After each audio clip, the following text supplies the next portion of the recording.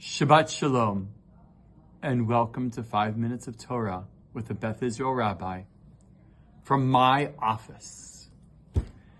Many years ago, I was in a Talmud class with a good friend of mine, who was also my chavruta, my study partner. And I remember in the class we were trying to choose which mesechet, which tractate we were going to study. And my friend was insistent that we study one of the tractates of the Gemara, of the Talmud, that has rabbinic insight into the Para Aduma, into the laws of the red heifer. By the way, I should mention that the Para Aduma, or the red heifer, actually comes from this week's Torah portion, Parshat Chukat. In this week's Torah portion, we are taught about how the Kohen Gadol, the high priest, is to take a para aduma, a red heifer, is to slaughter it, is to burn it, to use it for the sake of kapara, for the sake of atonement.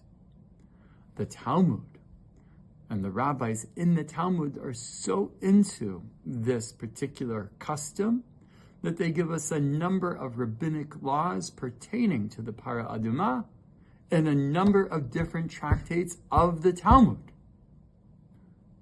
The reason that my friend wanted to study this particular element of Jewish tradition was because it was antiquated, because he wanted to stress the fact that he was more interested in the study of Talmud itself than the practical implication of it today in today's Jewish tradition.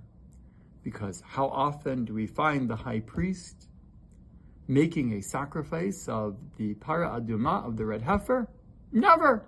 It doesn't happen anymore. It hasn't happened since the Romans destroyed the Second Temple nearly 2,000 years ago, thus making this particular tradition outdated and, of course, somewhat irrelevant from a Jewish legal perspective. And I only say somewhat because every aspect of Jewish law builds on itself. And that is exactly one of the reasons that the rabbis include almost all of the laws connected to the temple in rabbinic material.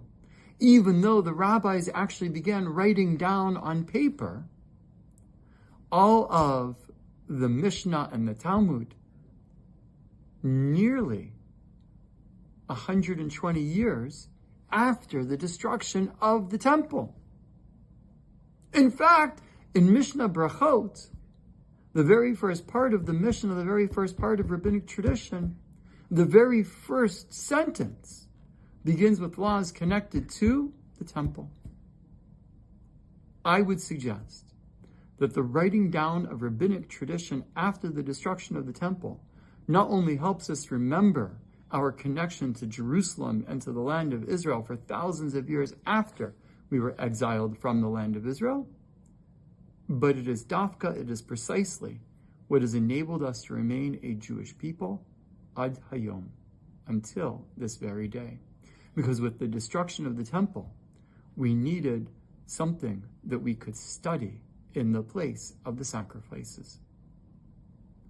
I want to encourage you to join us as we at Beth Israel begin our process of studying Mishnah Brachot, the very first book of the Mishnah in my online text class, Monday, Wednesday, Thursday, and Friday mornings from 9:30 to 10. You can be part of this living, evolving history.